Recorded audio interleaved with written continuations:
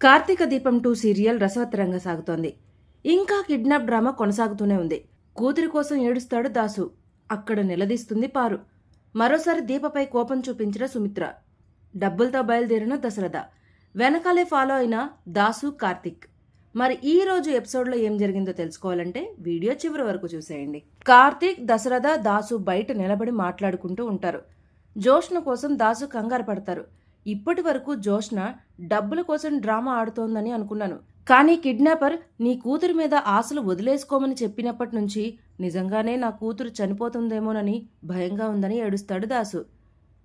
తను నీకు మాత్రమే కూతురు కాదు, నాకు కూడా కూతురే. ఈ భుజాలపై తనను ఎత్తుకొని పెంచాను.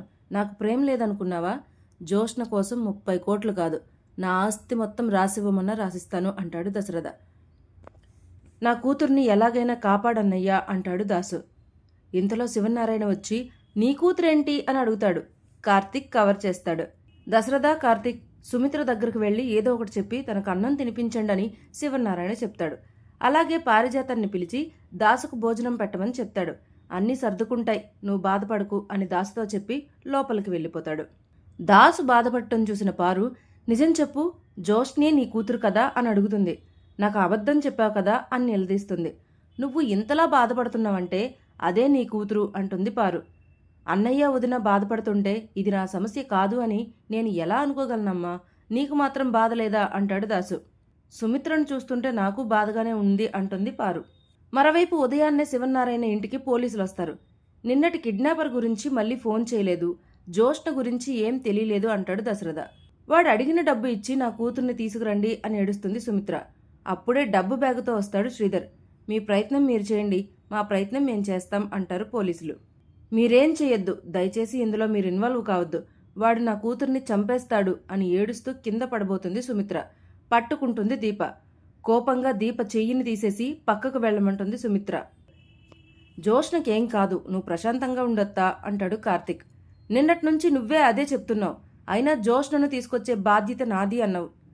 ఎక్కడ్రా నా కూతురు, తీసుకురా అని గట్టిగా అరుస్తుంది సుమిత్ర. మరోవైపు హ్యాపీగా టిఫిన్ చేస్తూ ఉంటుంది జోష్న.